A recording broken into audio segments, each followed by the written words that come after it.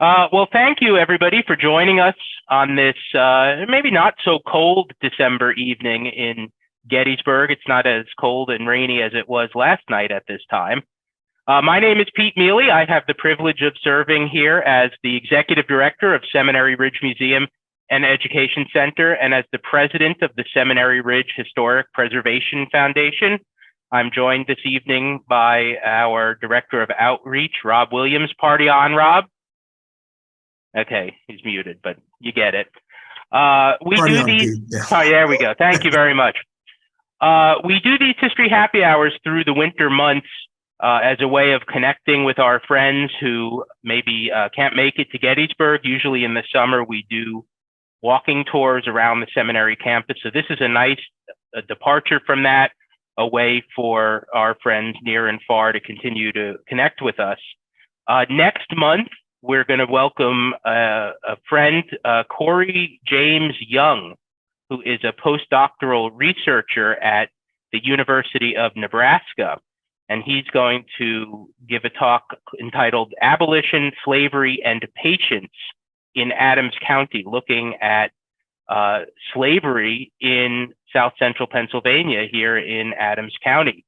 It's going to be a nice way to kick off Black History Month, which will follow in February. And Corey gave a talk about a year ago for the New Cumberland Library on this topic, and then gave a talk for one of my classes that I was in at Penn State Harrisburg. So I got to meet him that way. And he's done some really great research and built a database around slavery in Adams County. So you'll want to join us on the third Friday of January, which I think, Rob, is the 20th, somewhere around then. That is correct. There we go. Thank you. So we'll keep a lookout for that. But if you're here tonight, you're here to hear about Charles Alfred Baer, who is going to be the subject of our talk this evening. I had intended to go to Gettysburg, post-battle Gettysburg, through the eyes of Charles Alfred Baer. And I am going to share my screen.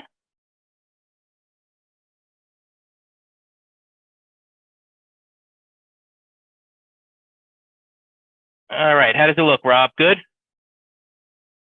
Yes, you're good. Good. All right, thank you. So I want to talk a little bit about how I came upon this topic. I was actually years ago, probably 5 or 6 years ago, Reverend Dr. Maria Erling, who's on the seminary faculty and may even be on this evening, sent me a link to a website called Lancaster at War. And it was a page on Charles Alfred Baer and had links to a digitization of Charles Alfred Baer's diary. And Baer is interesting. I was going to say was interesting, but is interesting because he is a graduate of the Lutheran Seminary in 1859, goes off and becomes a pastor in Norristown, Pennsylvania, and then comes back here to Gettysburg after the battle, comes back in August of 1863, and writes about his experiences in town in about 5 weeks after the battle. So it's a topic, a subject that has been something that I've kind of had in the back of my mind for about 7 years. And then last spring, I took a class at Penn State Harrisburg towards my PhD in local and regional history. And I figured that this was a fantastic opportunity to really dive into Baer's story and the primary sources that he produced, and to see what his experience can tell us about post-battle Gettysburg. So that is sort of what formed the core of the presentation that I'm going to give tonight. Baer kept a diary from July of 1862 through September of 1863. And while most of the diary is about his day-to-day experiences being a pastor in Norristown who he's visited, what sermons he preaches, it does give us a really great insight into somebody who is living their life in a border state during the Civil War. His first diary entry actually happens to be July 4th of 1862, in which he reflects on the fact that it is Independence Day, but at the same time knows that the Union armies have been turned back around Richmond during the 7 days battle. And he writes, "The town is remarkably quiet. Perhaps it is owing somewhat to the depression of feeling occasioned by the repulse of our army before Richmond." One of the rabbit holes that I went down during the writing of this paper and then after that is to try to find the original diary. The digitization that I was using for this project was published in the historical record of the Montgomery County Historical Society in the 1950s. And when I reached out to the Montgomery County Historical Society inquiring whether I could see the original diary, they said that they never had it. It seems to be that a member of the Historical Society purchased the diary privately in the 1950s, transcribed it, and then had it published into the Historical Society's journal. And then, as far as we can tell, the diary disappeared. So all of this work is being done through this transcription and this digitization without the original diary, which would, if anybody knows where it is, please let me know, because I'd love to take a look at it. Baer captures his experiences in Gettysburg in a single entry written on August 15th of 1863, after he has returned to Norristown. So he's not writing as he's in Gettysburg, but he's writing it as a reflection. And one of the things that I think makes him notable is the fact that he doesn't live in Gettysburg post-battle, but he has experience with Gettysburg. He had lived here for 3 years when he was a student at the seminary, so he knew people in town, he knew the community, he knew the churches, the stores, the infrastructure, and so that kind of provides him with a unique perspective. Is not somebody who just shows up to help care for wounded soldiers after the battle, and he's not somebody whose home is here. So I find him to have sort of a unique view, and he exhibits three stories or three trends through one set of eyes that we'll get through as we go through the presentation. And really, the most illuminating part of Baer's story is the outcome. I'm not going to give away what happens to him. We'll get into that as we go through the presentation, but how his story and his relationship with Gettysburg ends is something that really is going to open up new insights into post-battle Gettysburg. So with that, we'll get into the presentation. I mentioned a few times that I'm in a PhD program, and one of the things that we really need to look for as we do research is, how does this story sort of fit into what has already been written? And one of my professors refers to this as the constellation of sources. Where are all those little star pinpoints of your sources, and where does your research fit into that? So really, up until the 1980s, there had not been a lot written about civilians and the aftermath of battle. So much emphasis in the years after the battle and into the 20th century is really focused on the military movements, the martial order of things, different regiments, generals, get a lot about Robert E. Lee, get a little bit less about George Meade. And it really isn't until the 1980s and then into the 1990s and beyond that you start to see a lot more focus on civilians. And really the first book to look at this is the one there in the center, A Strange and Blighted Land, The Aftermath of Battle. Mine is right here and heavily dog-eared. Can't really see it. As I've done research on this project, two others are there, When the Smoke Cleared at Gettysburg and Debris of Battle.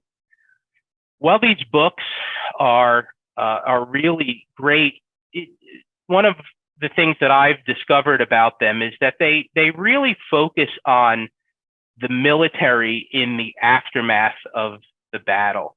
So it's a lot about hospitals. It's a lot about how the battlefield looked, prisoners of war, evacuating soldiers, all really fascinating and important information.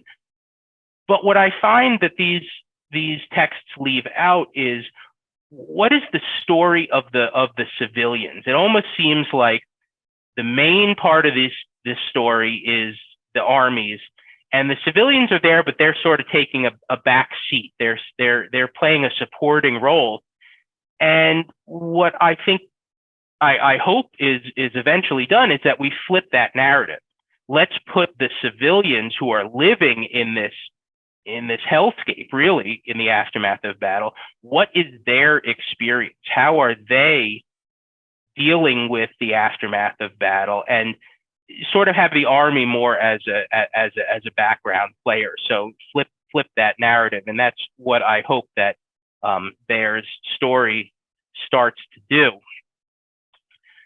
So here is the front page of the Bulletin of the Historical Society of Montgomery County, Norristown, Pennsylvania. You can see there April of 1950. That was when the first part of Baer's, it was published in two different editions because it was so long. And I believe this was when the first half of the diary was published, and then in a subsequent journal, the second half was published, and you can see it right there. Kirk Bryan Esquire is the board member who owned the diary. And there is Charles Baer himself. This image comes from the Philadelphia Seminary, now the Philadelphia campus of United Lutheran Seminary. I'm here on the Gettysburg campus. And this is an image of Charles Alfred Baer, probably not long after he graduated from Gettysburg Seminary in 1859. So he's born in 1831 in Lancaster, Pennsylvania. He comes from a pretty prosperous family in Lancaster, would have been a well-known family in Lancaster. His father, John, was a well-known Lancaster publisher of a German language newspaper, the Volksfreund, or the People's Friend. And John Baer's, when he dies in the 1850s, his sons take over the publishing company and continue to publish the newspaper, but they were also very well known for publishing Farmers' Almanacs. And from what I understand, the Farmers' Almanac is still published to this day as John Baer's son's Farmers' Almanac. Charles does not go into publishing, of course. He goes into seminary. He starts his journey towards that end at Yale College graduating from there in 1855, and then coming here to Gettysburg and going to seminary from 1855 to 1859. So he graduates right before the war begins. He would have been a student of Samuel Simon Schmucker, in whose home I am right now, and Charles Krauth and Charles Schaefer, who were all professors here in the 1850s. And Charles Schaefer, who's a German language professor here at the seminary, said later on of Charles Baer, his many excellent traits, his intellect, said of his many excellent traits, his intellectual cultivation, his refined manners, his cheerful equanimity, and his professional ability and zeal. So Charles Baer was very highly regarded from both his peers and his professors. And he goes off and becomes a pastor at a church in Philadelphia. And then he's called to Norristown, Pennsylvania, to Trinity Lutheran Church. And he arrives at Trinity Lutheran Church and almost immediately raises money to pay off the debt of that congregation, and then sets out on a campaign to build a brand new church for Trinity. So he's very adept at business. He seems to be very adept at fundraising, and people like him. So he's really, by the 1860s, he really seems like an up-and-coming person in the Lutheran Church and in Pennsylvania. And he's actually named to the board of the Gettysburg Seminary in June of 1863. So when he arrives here in Gettysburg, in August of 1863, this is his first board meeting. So we're looking at a guy who is really on the make, is really well regarded when he arrives here. And I just want to talk just kind of briefly before we get into his time here in Gettysburg, a little bit about how I think that he views the war. He doesn't really talk about his politics in his diary, but I think that you can sort of draw some at least tenuous conclusions about the way that he feels about the war. He does write about joining groups that are supporting soldiers and sitting in on groups that are putting together care packages for soldiers and supplies for soldiers. So in my mind, he supports the soldiers, but I stop short of saying that he supports the war aims. And what I mean by that is that he doesn't really talk about Abraham Lincoln. He doesn't talk about emancipation. He doesn't talk about slavery. He doesn't talk about abolition in his diary.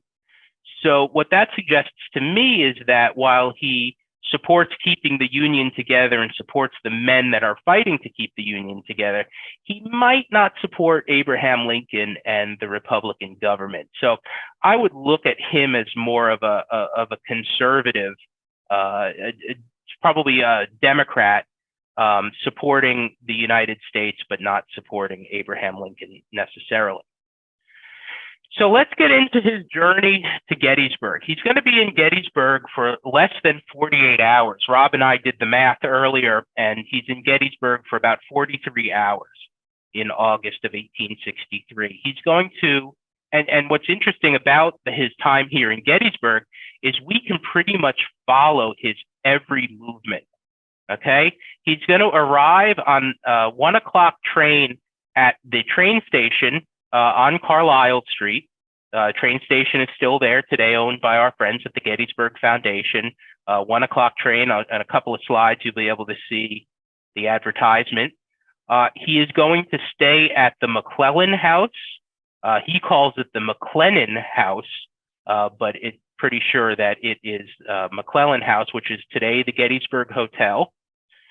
And he is going to attend the board of directors meeting of the seminary at St. James Lutheran Church, which is at the corner of York Street and Stratton Street today.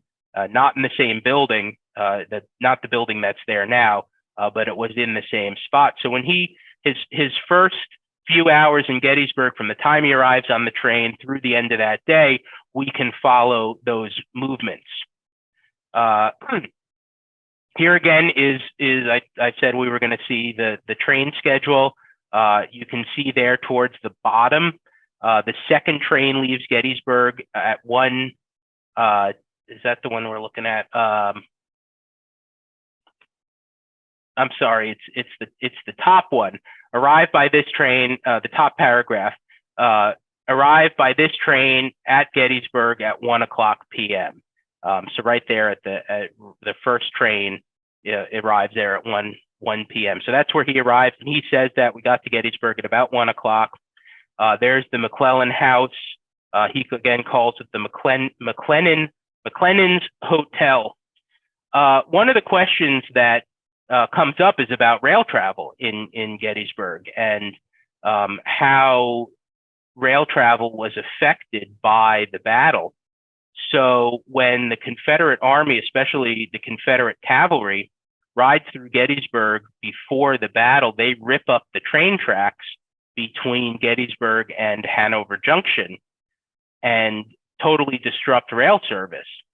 And Herman Haupt, who is the U.S. Commissioner of Military Railroads, is able to repair the line by July 7th.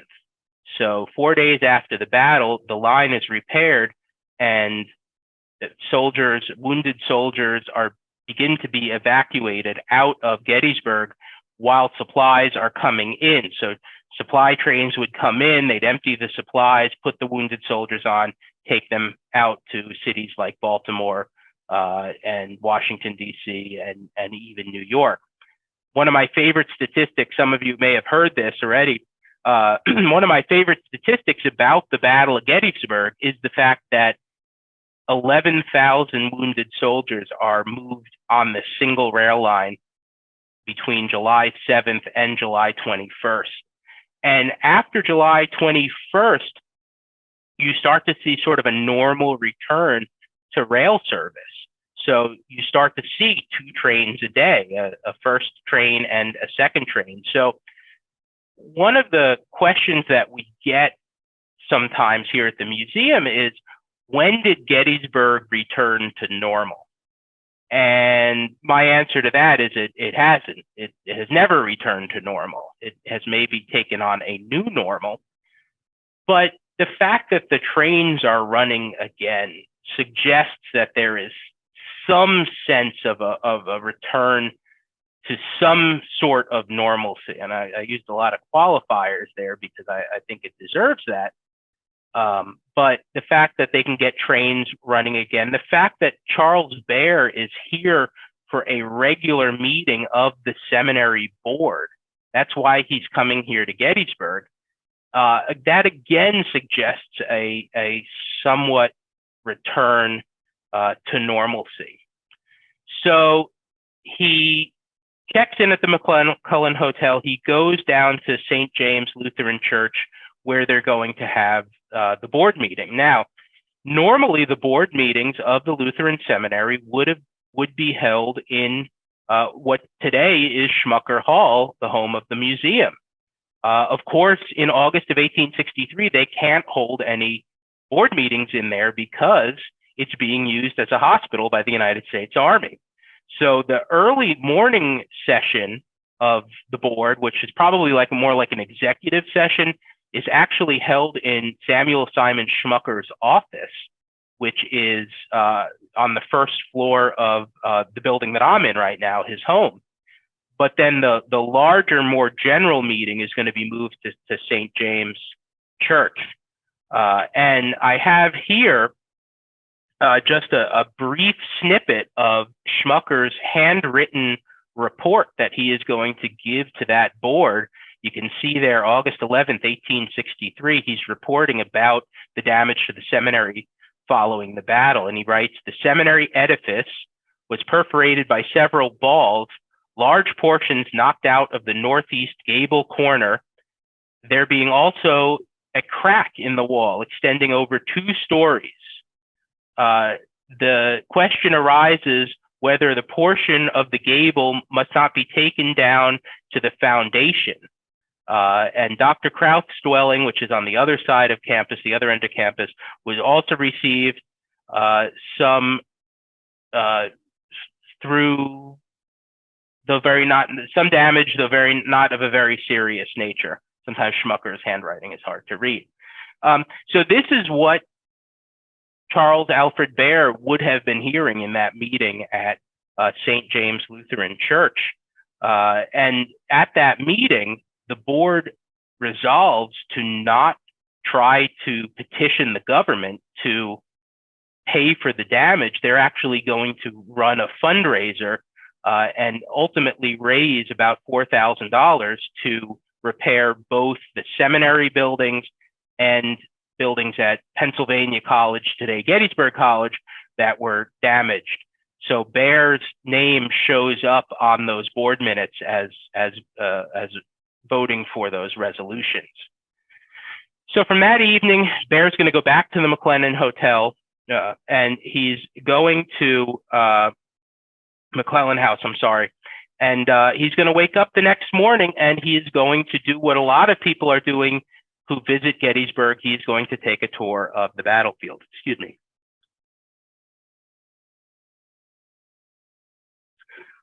So many people who come to Gettysburg regularly know where this is. This is the gatehouse for Evergreen Cemetery on Cemetery Hill, the Baltimore Pike, running right in front of it. And this is where Baer is going to begin his tour on Wednesday morning with a group of other board members, and their guide is going to be Michael Jacobs, professor of mathematics at Gettysburg, Pennsylvania College. Michael Jacobs lived on West Middle Street during the battle, and he watches the entire battle unfold from his home on West Middle Street. His son, Henry Eyster Jacobs, is also there during the battle, and Henry Eyster is going to accompany Charles Baer on that tour. Henry Eyster is going to write, "My father was deeply interested in all the information collected and soon applied himself to it.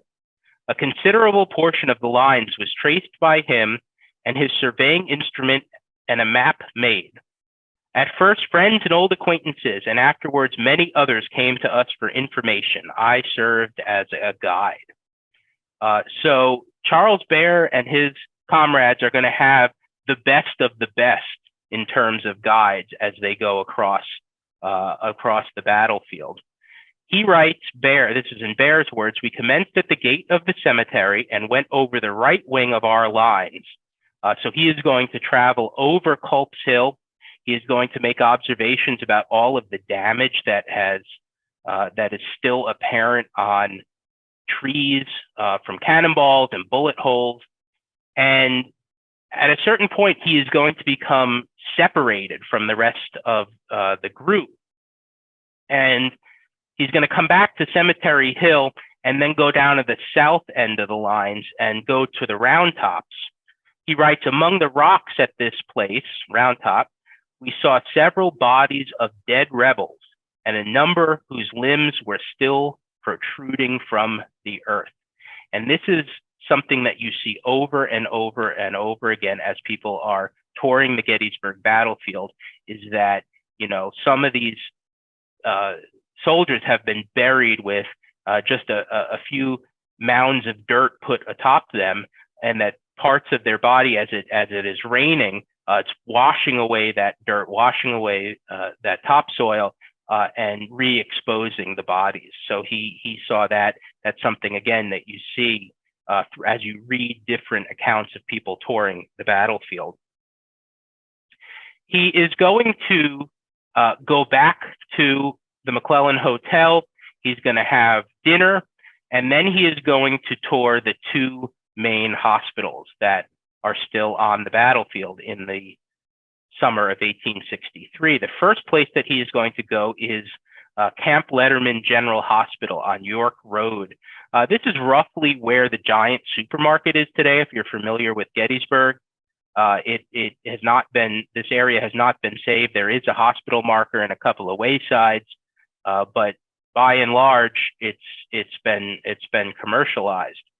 And from looking at accounts of different nurses who served here at Letterman Hospital, this is a place where people were welcome to visit. They would need passes from military personnel, but people could go and view Camp Letterman, could visit with soldiers, could visit with officers. And in fact, Baer talks about going and visiting, quote, rebel officers.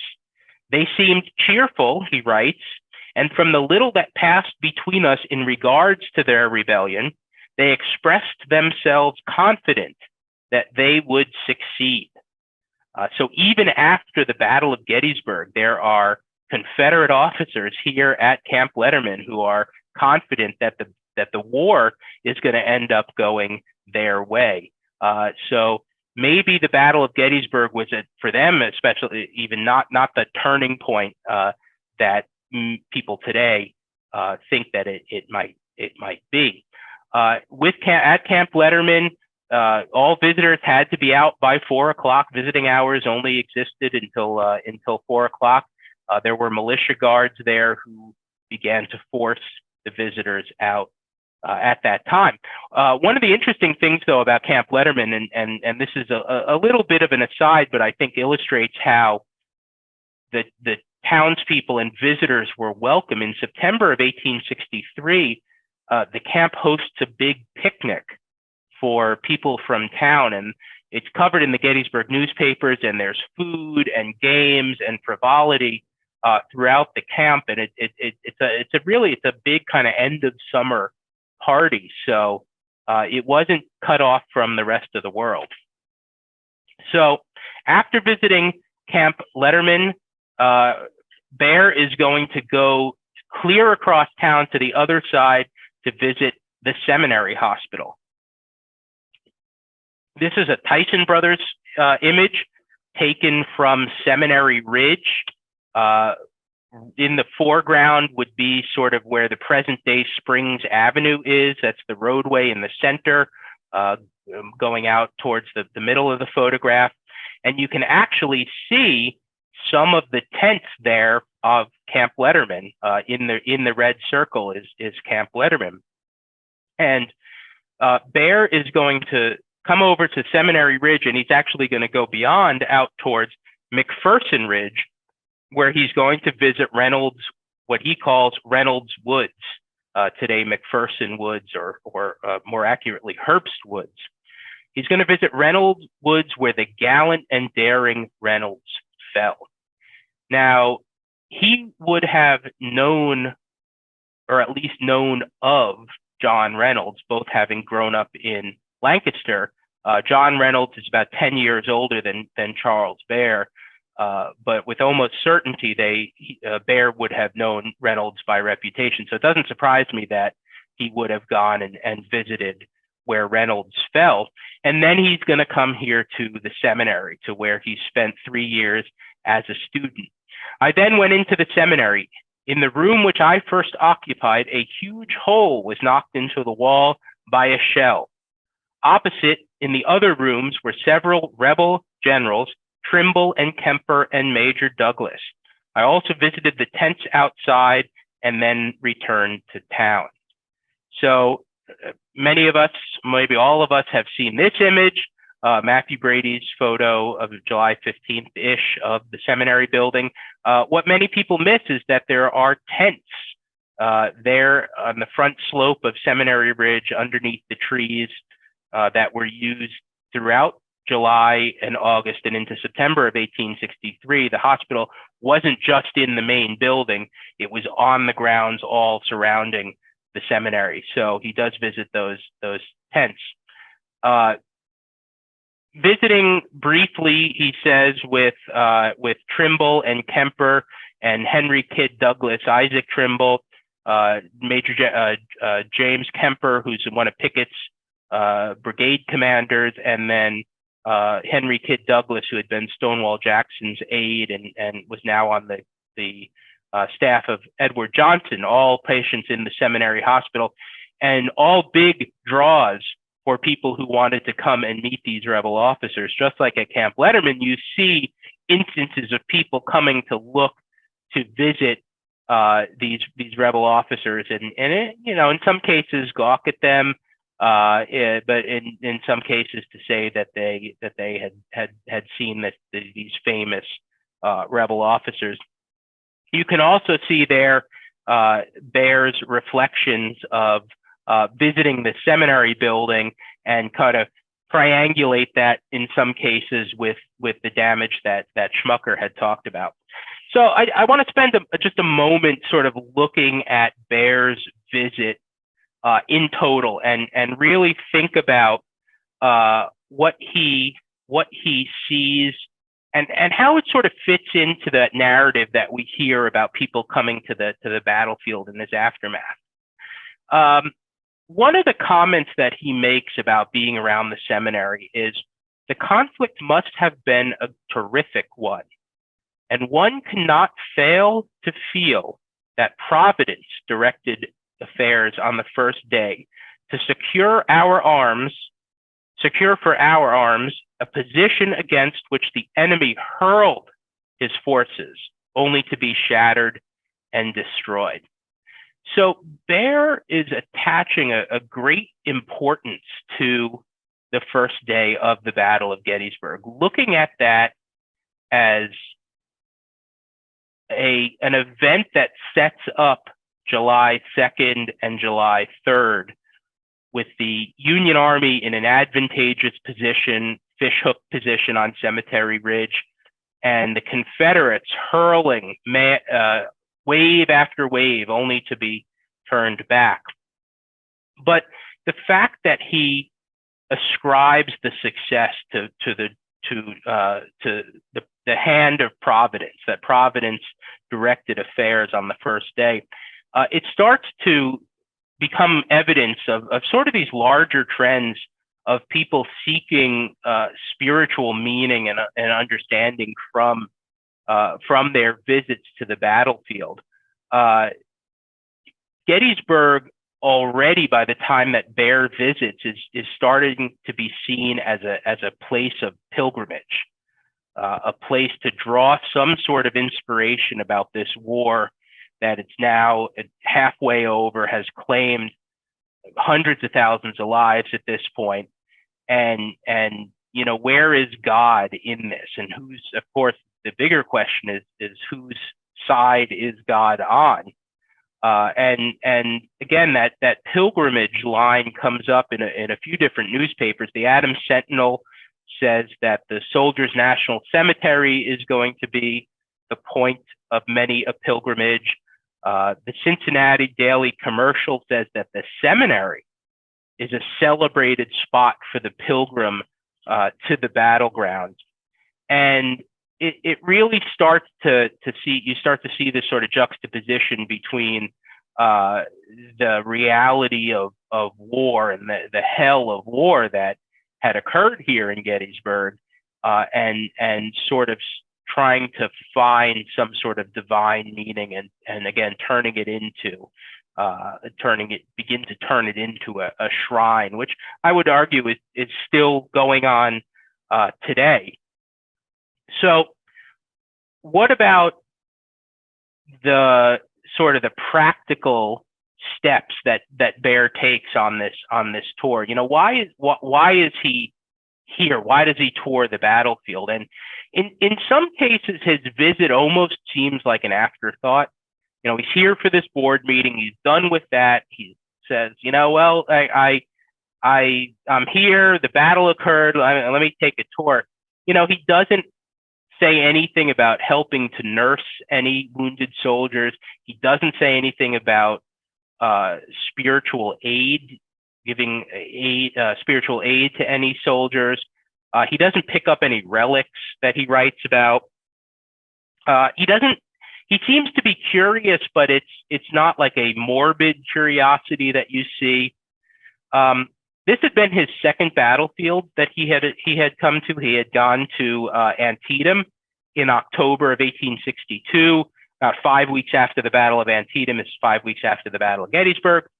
And there he had picked up relics. He had again toured the battlefield with some veterans. He had collected bullets and broken shells, but he doesn't do that here. So again, it really just seems like it suggests to me that he was in town. He had this tour guide. Hey, let's take a look and see what's going on, and then let's get back on the train. So he goes back to the McClellan house. He goes to sleep. He wakes up, and at 8 o'clock the next morning, he is back on the train.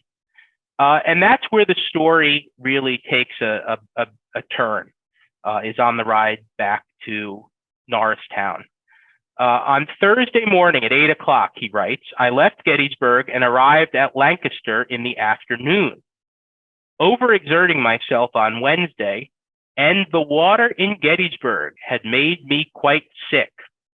I hastened to Lancaster. On Friday, I took medicine, and on Saturday, this morning, Saturday, I started for Norristown, where I arrived at 2:30. He continues to keep entries in his diary through the end of August and even into the beginning of, actually the end of August is the last entry, because on September 9th, Baer passes away. And as you see here from this obituary in the Yale obituary record from 1863 and 1864, they blame his visit to Gettysburg. There on the last three lines, his care for the sick and wounded at Gettysburg seriously impaired his health, and he finally sank under an attack of typhoid fever. And really why I think that this is so important is because something that has been very understudied in the Gettysburg historiography is how the warring armies affect the health of the civilians that are here. And many people talk about getting sick, and even some people die, but this has not really been, as I said, reported on. Typhoid fever, it's probably more of it's a catch-all in the 1860s. You know, they don't know the different strains, but the signs and symptoms usually develop about within a week or a week after the exposure. And then if it is fatal, it's probably going to come about 3 weeks after. So that tracks almost totally correctly with what happens to Baer, leaving on August 13th, dying on September 9th. And I want to talk a little bit more about some of the other stories that we hear of sickness in Gettysburg that I think deserves a lot more attention. One of them is from Bushrod Washington James in his narrative called Echoes of Battle. And James is serving as a surgeon at a field hospital. And he writes, "It was July, and even those in health became almost exhausted in the sultry heat, but worse followed. There came a shower which washed the battlefield soil and drained it into the stream on the outskirts of the woods. It overflowed and infected the spring from which we obtained water for drinking and cooking. And it was only a few hours until nearly everyone in the camp was more or less affected by the dangerous poison. There appeared to be no help for it. We must suffer, we use it or suffer with thirst. No one can tell me how many more of those on that fearful field may have lived if it had not been for that infectious water." So James certainly notices that the washing of whatever is in this hospital, washing it into the Rob, I'm getting a little feedback. There you go. Thank you. Is affecting soldiers' health. There is an account of a young child living on the south end of the battlefield who perishes as a result of blood poisoning. And even some of the nurses are saying that they are getting sick, that they can work for a few days, but then they get sick and have to take some time off. So really, if you're sick, it's, you know, people write about it, but you really don't have documentation about some of these illnesses until people die. And you start to see obituary records and things like that. So Baer's story kind of opens up this new window into, and it has for me, studying more about these after effects. Now you'll see Henry Eyster Jacobs there again. He writes in his memoir about people getting sick, and he has a little bit of a different take on it. He says the people of the town became gradually acclimated, that there was sickness, there was little sickness among them. But many visitors were stricken with fever upon their return home and died. I walked over part of the field one day with Dr. Baum and Reverend Charles A. Baer of Norristown, and a Yale graduate. In a few weeks, he was dead. His death was ascribed to that trip. So Henry Eyster Jacobs says that people in town are not getting sick, but we know that is not necessarily true. But again, you can sort of triangulate that story by looking at Henry Eyster Jacobs and seeing his experience with Charles Baer. So that's the end of Baer's story. And I have a sort of a personal thing that happened as I was writing this paper last spring. Cody Aish, who many of you know, our Director of Education, and I, we went to Lancaster for the day at the end of April for a celebration of Thaddeus Stevens' birthday. And we had some time to kill, and we decided to go see James Buchanan's grave, because all of us nerds here at the museum love going to different cemeteries. And so we go visit James Buchanan's grave in the Woodhill Cemetery, I believe, in Lancaster. And we go and pay our respects to President Buchanan. And there's a building kind of just past Buchanan's grave. So we go and check out this building, and we start to go back in a bit of a different way to the car. And out of the corner of my eye, I see on a monument, Charles Alfred Baer. And I said, you've got to be kidding me. I'm actually wearing the same exact jacket tonight I was wearing in that picture. But anyway, Charles Alfred Baer dies in Norristown, but is brought back to his hometown of Lancaster, where he is buried not far from President James Buchanan, who would die about 5 years later. And that is where he rests today. So what? So what about this story? What can we draw about this? I have three thoughts of where Baer's story can we can draw some conclusions. There is an interest, of course, in returning to normal. The seminary wants to return to normal. They want to continue to teach students. They want to repair the building. And this is evidenced by the fact that they're holding their regular board meeting in August of 1863, 5 weeks after this town became the 6th largest city in the United States, and there are still bodies out on the battlefield. The seminary is ready to get back to some sense of normalcy, as are other people in the community. But again, we have to ask ourselves, what is that normal? What is the new normal?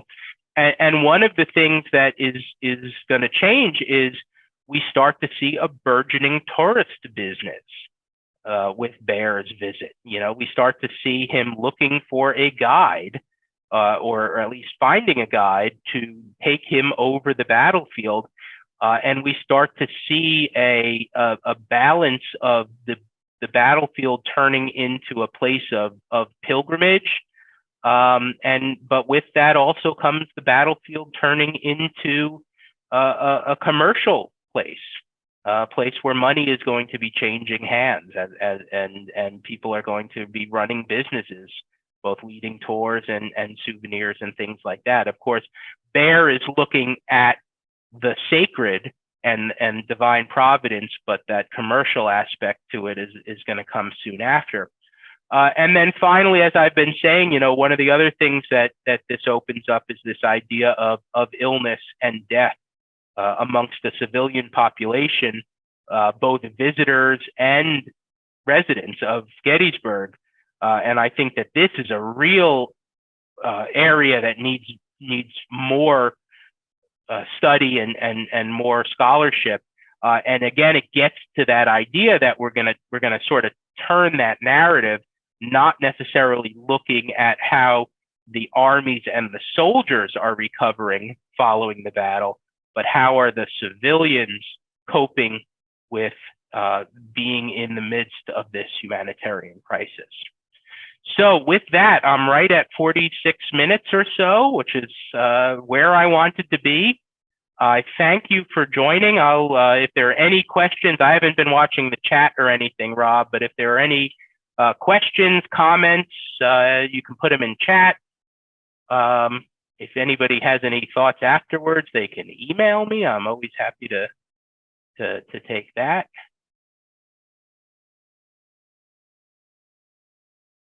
Anybody? Took a few moments the last time. Came in.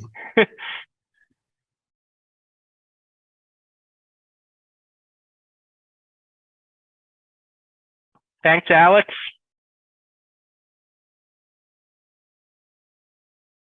Does anybody have any questions? It was that efficient. I guess I am. Well, with that, I'm going to wish everybody a very happy holidays, a very happy New Year. Thank you all so much for being with me tonight, and more importantly, for your support of this organization, which is so special to all of us. And I hope that we see you in 2023. We did get one question. Did his brother survive the war? Yes, from what I understand, his brother Ben was in the 122nd Pennsylvania. From what I understand, he did make it, and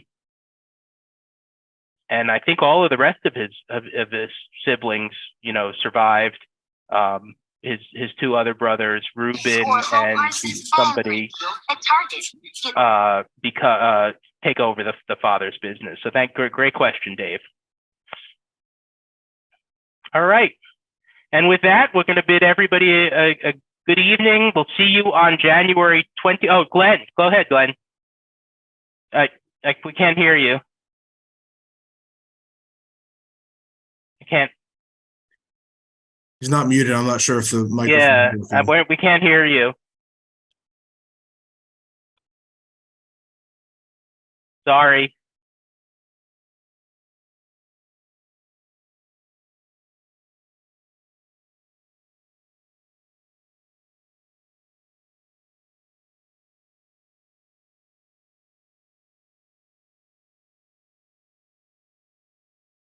All right.